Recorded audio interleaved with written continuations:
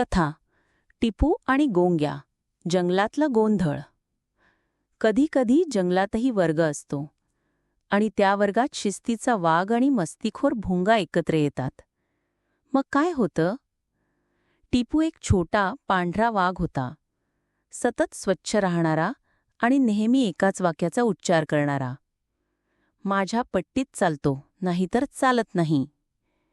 एक दिवस त्याला जंगलाच्या दुसऱ्या टोकाला एका शाळेत शिकवायला पाठवलं गेलं. नवीन ठिकाण, नवीन प्राणी आणि अगदीच नवे नियम.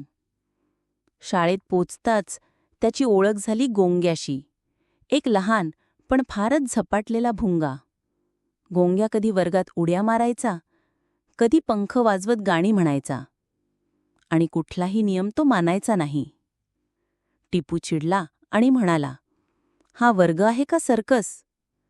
टिपूने लगेच नियम लावले. उडी नाही, गाणं नाही, कोणतीही माती सळसळायची नाही. गोंग्या चिडला. त्याने थेट तोंडावर उत्तर दिलं, माझ्या पंखांची गंमत तू काय समजणार? तू चालतोस, मी उडतो. आणि शाळा फुटली 2 गटांत, नियमबद्ध प्राणी आणि गोंग्या गँग. शाळा गोंधळात गेली. एक दिवस गोंग्या खूपच हट्टी झाला.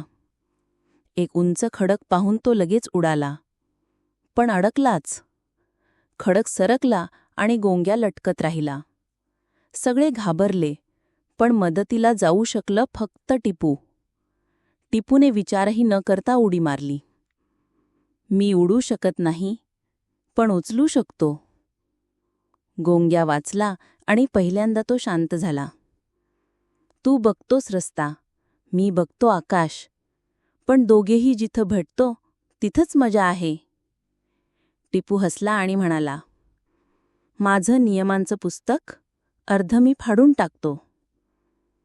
आता वर्गात सुरू झालं होतं गोंग्यांचं उडतं गाणं आणि टिपूचं वेळापत्रक, उडणारी गणितं आणि मृदू मराठी. वाघ आणि भुंगा दोघं शाळेच्या दाराशी उभे होते. ते पाहत होते एक नवीन भलक.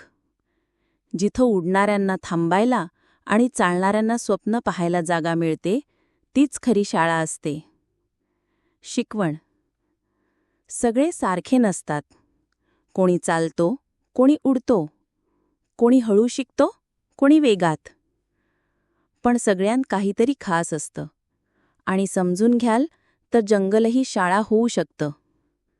हीच तर खरी शिकवण आहे. जिथं सगळे शिकतात तिथंच शिक्षण होतं.